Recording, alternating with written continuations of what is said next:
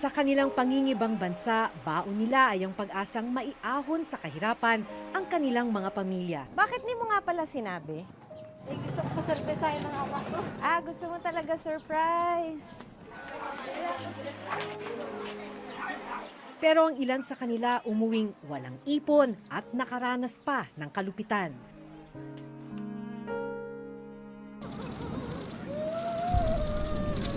Pero ang mas masaklap, ang ilan wala ng buhay nang magbalik sa bansa. February 16, 2018, nang dumating dito sa NAIA ang bangkay ni Joanna Dimafilis. Ang kanyang pagkamatay naging dahilan ng gobyerno para ipatupad ang total deployment ban at repatriation ng mga OFW mula sa bansang Kuwait.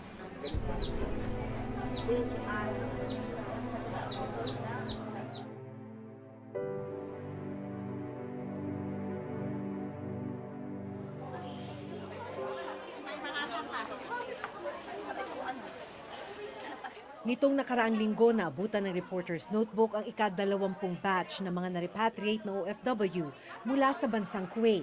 Nasa 2,363 na ang mga kababayan nating nakauwi ng Pilipinas. Pero ayon sa datos ng OWA, nasa 6,000 ang mga kababayan nating nagsabing gusto na nilang umuwi. Kaya ibig sabihin, mahigit 3,000 pa ang naghihintay ng repatriation.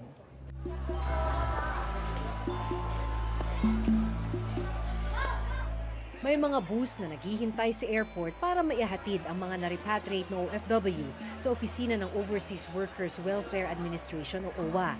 Sa opisina ng OWA, makukuha ang financial aid.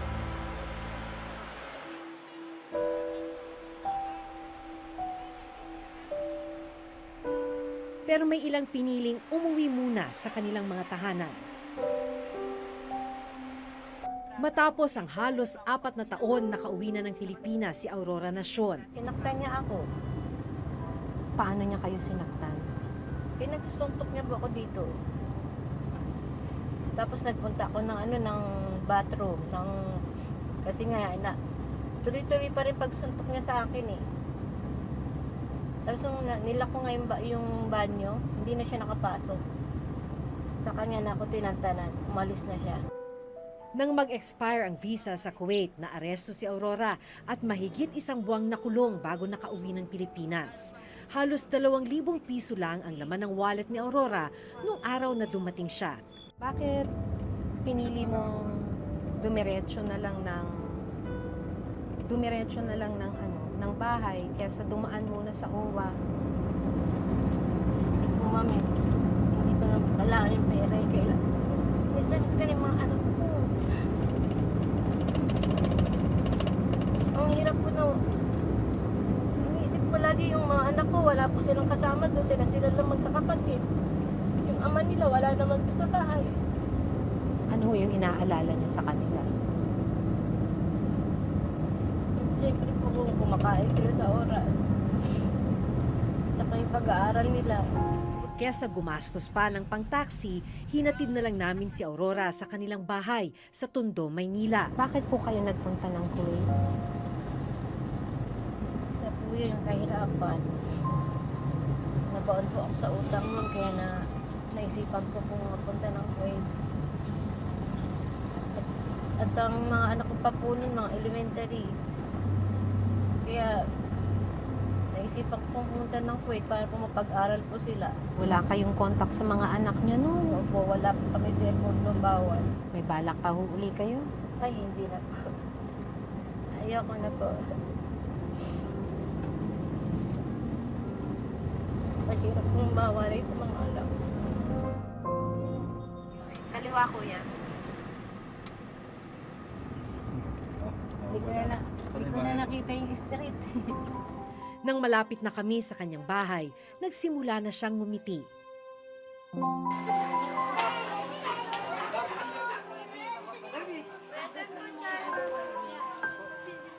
Lima ang anak ni Aurora at hindi alam ng kanyang mga anak na pauwi na siya. Gusto niya raw kasi silang surprisahin. Bakit di mo nga pala sinabi? Gusto ko surpresahin ng ama ko. Gusto mo talaga surprise. Okay. Mukhang masusurprise talaga sila nito. At nang makita ang mga anak, humagulgul na si Aurora.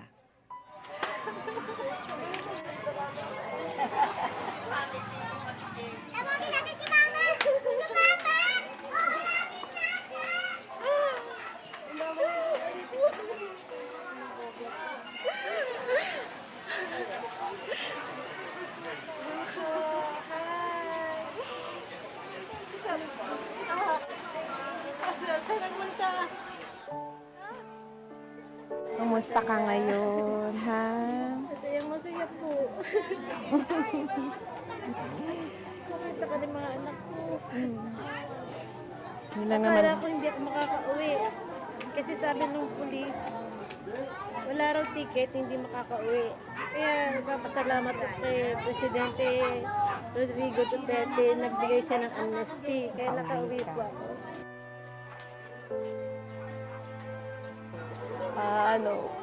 Nagpasalamat ako sa Lord kasi nakarating na siya dito ng safe, ng ligtas.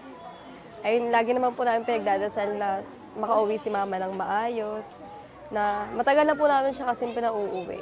Gusto na po namin siya makasama ulit. Hindi nakapambayad, kaya't putol ang kuryente sa maliit na kwartong tinutuluyan ng mag-iina. Malaking hamon kay Aurora ang mga susunod na araw dahil walang ibang pagkakakitaan. Pero sa ngayon, masaya na siyang nakauwi na siya ng bansa. Anong inaalala mo sa mga susunod na araw? Wala rin po ako pinagkakitaan. Okay lang po kung makakain kami ng 3 beses sa isang araw. Nandiyan naman po yung anak ko na lalaki. Ngayon pa lang siya papasok, ngayong taon pa lang. Ang mga gaya ni Aurora na na-repatriate, makakakuha ng tulong pinansyal mula sa OWA.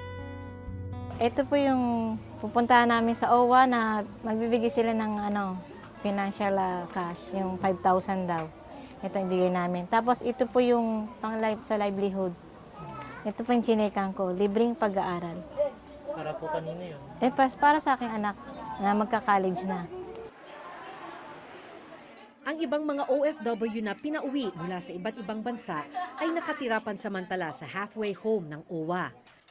Ito natin nilalagay ang ating mga kababayan, mga OFWs natin na dumarating. Karamihan ng mga sinasalo ng OWA dito, yung mga distressed workers natin. Okay, girls, good afternoon sa inyo. Good afternoon. Nandito kami para bisitahin kayo. Sino ang galing ng Kuwait? Halos kalahati sa grupo ang nagtaas ng kamay.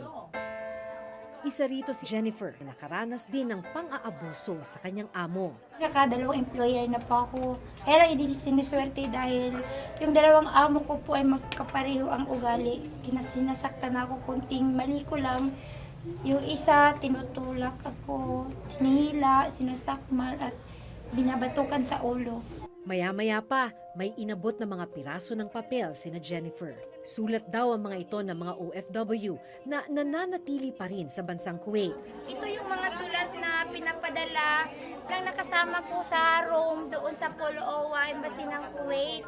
Pinaparating nila sa pamilya nila na kung pwede i-process nila dito, tawagan ng agency to agency para ma-process ng agency to embassy yung mga papers nila para mapadali sila pag-uwi.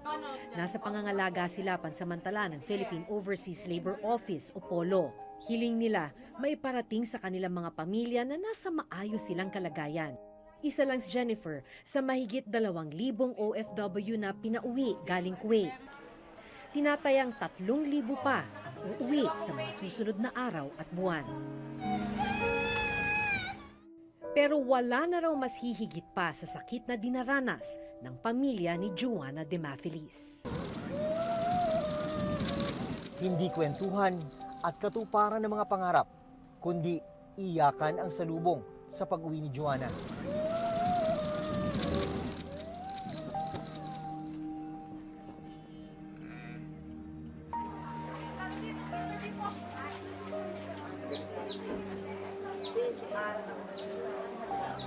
Pinagmalupitan at pinatay si Joanna habang nangangamuhan sa Kuwait. Para maitago ang krimen, ipinasok siya sa isang freezer. Ayon sa ama ni Joanna na si Crisanto, 2017 pa nang huli nilang makausap ang anak.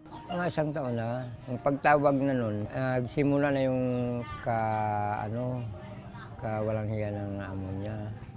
Tumawag sa dito na dinidikitan siya ng amo na para hindi makapagsalita wala ng masama. Yun. Mula nun, hindi na tumawag. Kabalitaan lang namin yung pumunta yung OWA dito na sinabi na sa akin. Yung anak na si Joanna, patay. Sabi niya, patay na. Hindi bigla ako na medyo sumikip yung dugan ko ba, yung dibdib ko ba. Ang mga marka sa katawan ni Joanna ang tanging makakapagsabi kung gaano katindi ang pagmamalupit na ginawa sa kanya. Parang hindi mo na makilala na si Joanna na siya. Basag nito, putol yun, itong kamay. Parang balik-balik na ba? Yung bato-bato, balik-balik na rin. At saka yung baywang na parang binang balik-balik talaga yung mga ribs na. Ika-anim si Joanna sa 9 na magkakapatid. 3 pangarap ang baon ni Joanna sa pagpunta sa Kuwait noong taong 2014. Ang mapagtapos niya sa pag-aaral ang bunsong kapatid, matubos ang 3 ektaryang lupain na naisanla at maipaayos ang nasirang bahay dahil sa bagyong Yolanda. Maganda yung yung balak na sana at saka yung ambition na para sa aming mag-ina at saka gusto na makatulong rin ba sa amin, makahonin kami sa aming kabuhayan. Kung tutuusin, noong mga panahong hindi na makontak ng kanyang pamilya si Joanna, ay tumawag na sila sa OWA office para humingi ng tulong. No, 3 beses yung pabalik-balik sa OWA, hindi man lang pinansin ba.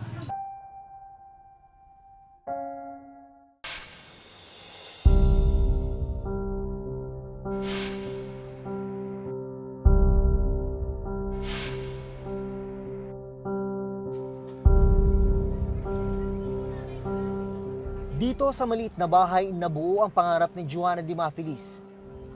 Kasama ang kanyang pinakamatalik na kaibigang si Cheryl.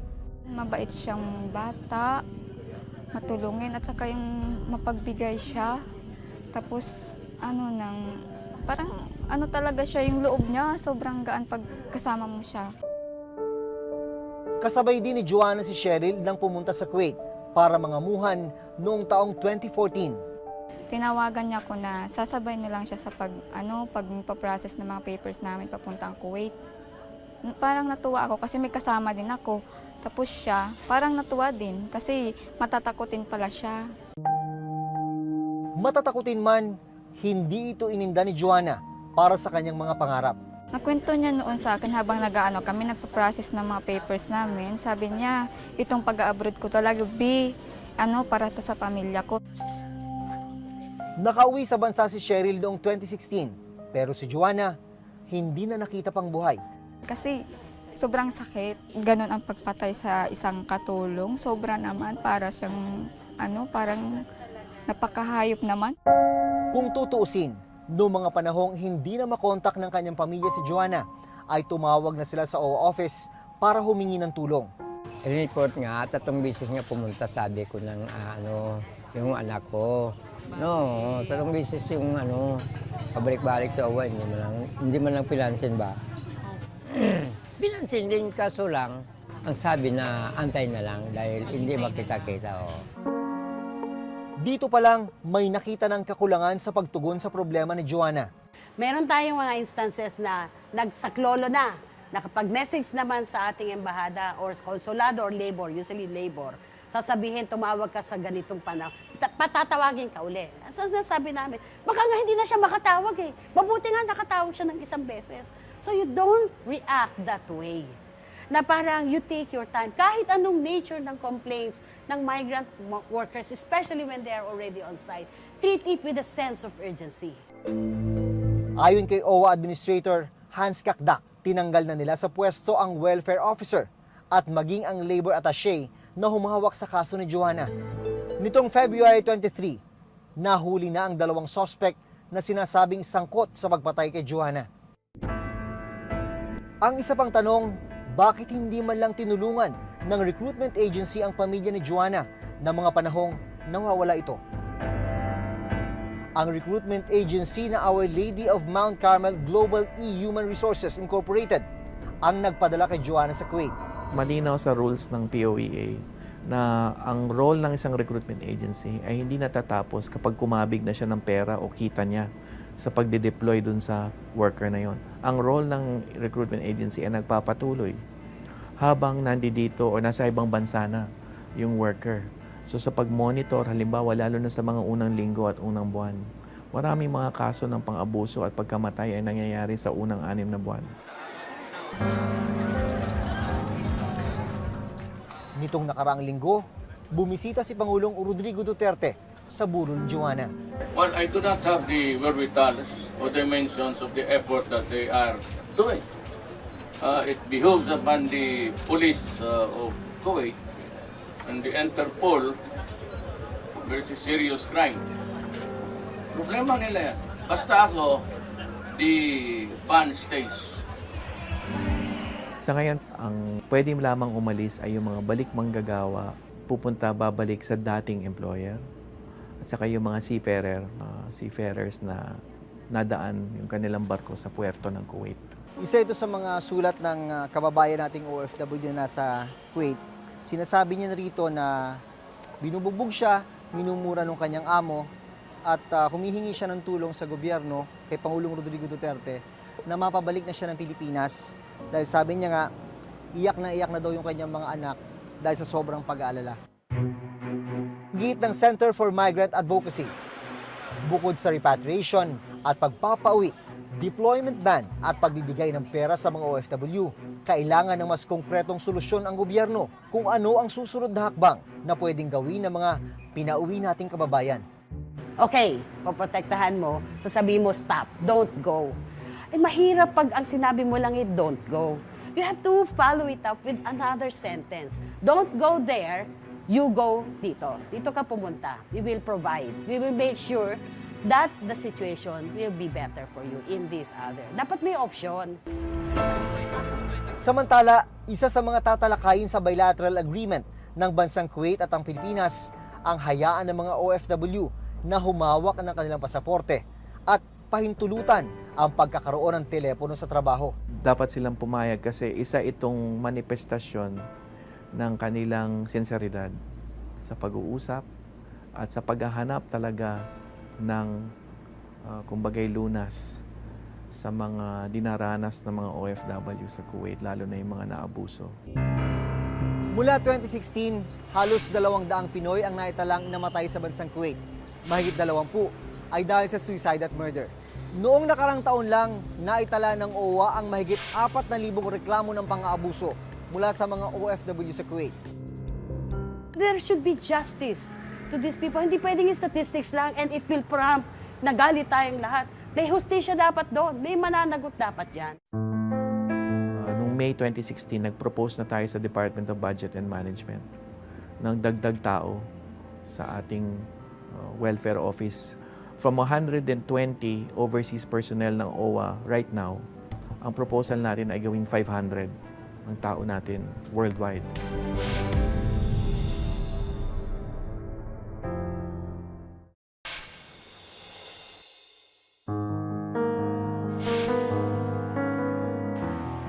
Ang kwento ni na Aurora at Joanna, kwento ng marami sa ating mga kababayang nakikipagsapalaran sa ibayong dagat. Kwentong hindi mawala-wala hanggat walang maayos na oportunidad sa ating sariling bansa.